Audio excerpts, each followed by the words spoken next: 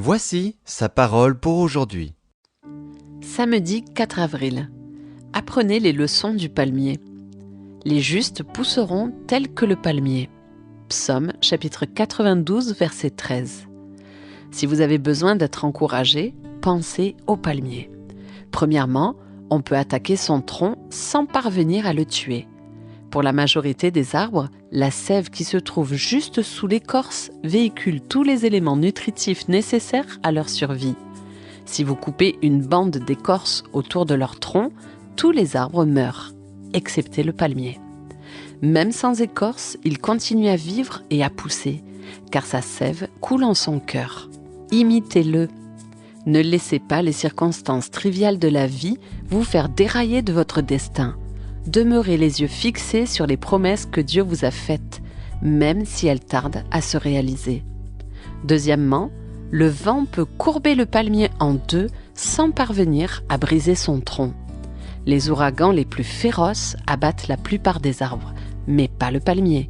Il résiste aux vents les plus violents, même si ses palmes en viennent à toucher le sol. Après le passage de la tempête, il se redresse, plus solide que jamais. Vous avez été créé pour pouvoir courber l'échine sous les tempêtes de la vie, sans pour autant être brisé. Dieu a promis qu'il vous fortifiera pleinement pour que vous puissiez tout supporter et persévérer jusqu'au bout dans la joie. Colossiens 1, verset 11.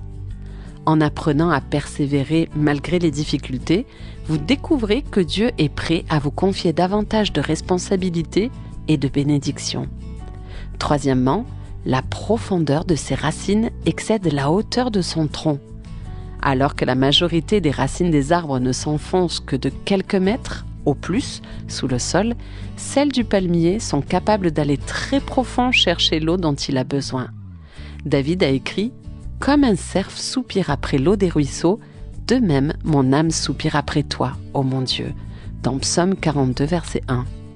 Le plan de Dieu est que vous établissiez de profondes racines, que vous restiez toujours greffé sur lui, que vous ne soyez jamais déraciné par les épreuves, que vous portiez du fruit sans jamais être balayé par les tempêtes.